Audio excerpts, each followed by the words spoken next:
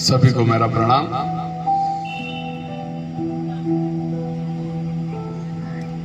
कि अक्सर ये देखा गया है कि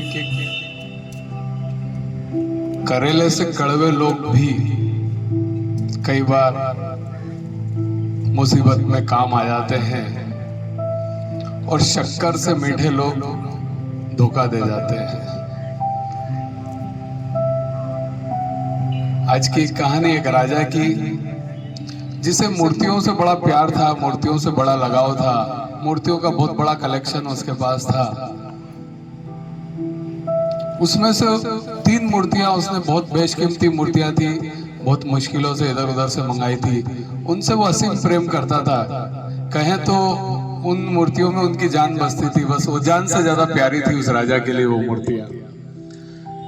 उन मूर्तियों की जो भी देखभाल करते थे, जो सेवक होते थे, उन्हें स्पेशल हिदायत दी जाती थी उनका साफ सफाई करते समय ध्यान रखने के लिए, उनकी सुरक्षा के लिए। एक बार एक नया सेवक वहां काम पर आया था, उसको जवाबदारी दी। मूर्ति साफ करते करते एक मूर्ति उससे गिर गई और वो टूट गई। ये खबर राजा तक पहुंची।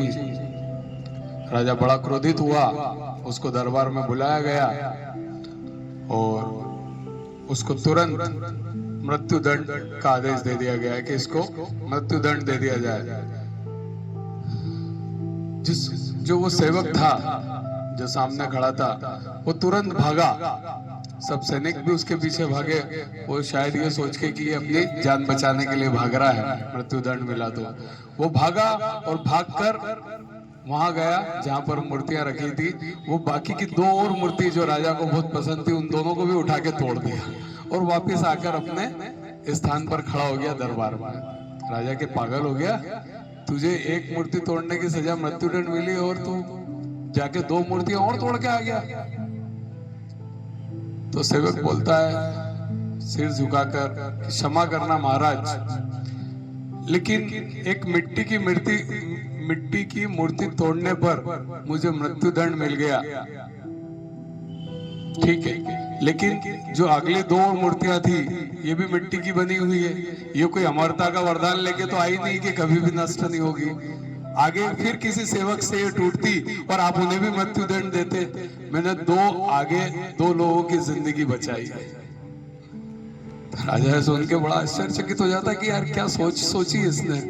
मतलब मरते मरते भी दूसरों की सोच रहा है, कि दूसरों के बारे में सोच रहा है, दूसरों की जिंदगी बचाने के बारे में सोच रहा है। बोले यार तुम्हें ये ख्याल, ये चीजें, इतनी बड़ी चीज दिमाग में कैसे आई। तो सेवक बोलता है कि मैं आपके यहाँ काम करने के पहले एक बहुत बड़े सेठ जी के यहाँ काम करता था। सेठ जी मेरी सेवा से, मेरे काम से बड़े संतुष्ट थे, बड़े खुश थे। पर सेठ जी का भी नेचर ऐसा था कि जब भी उनके साथ कोई छोटी मोटी तकलीफ आ जाती, कोई दुख आ जाता, तो वो भगवान को बहुत कोसने लगते थे। एक बार की बात थी, हम लोग खाना खा रहे थे, सेठ जी ककड़ी का टुकड़ा खा रहे थे। मैं उनको लगा कि ककड़ी बहुत कड़वी है, तो बहुत गुस्सा हुआ, बहुत क्रोधित हुए सेठ जी, और उन्होंने ककड़ी मुझे दे दी कि ये ले तू खा। ठीक है, मैंने ककड़ी ली और मुझे पता है कि ककड़ी कड़वी है, लेकिन मैं उसको चाव से खाने लग गया, मुस्कुरा के खाने लग गया।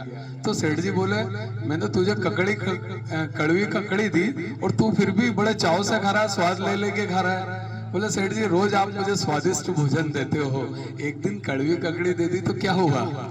उसी तरह सेठ जी को ये बात समझ में आई कि जीवन में मुसीबतें, परेशानियां, चुनौतियां सबके साथ आती हैं, है ना, लेकिन हम उसका किस तरह से सामना करते हैं। भगवान को हम धन्यवाद दें हर तरह की सिचुएशन में, क्योंकि भगवान ने आपको इतना कुछ दिया। नौकर बोलता है सेठ जी से कि भगवान ने आपको सब कुछ दिया, छोटी मोटी परेशानी आ जाती है तो उसको भी आप हंस के उससे निकलिए, परेशानियों से। ये बात राजा को जब पूरी समझ में आती है तो राजा उस नौकर का मृत्युदंड निरस्त कर देता है और उसको वापस अपने दरबार में काम पे रख लेता है जीवन भर के लिए।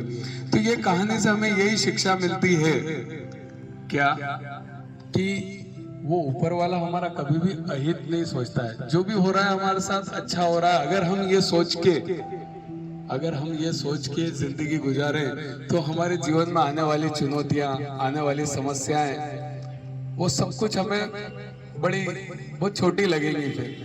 ठीक है, तो यही इस कहानी का सार है कि दूसरों के बारे में अच्छा सोचे हमेशा, तो आपके जीवन में खुशियां ही खुशियां रहेंगी। धन्यवाद।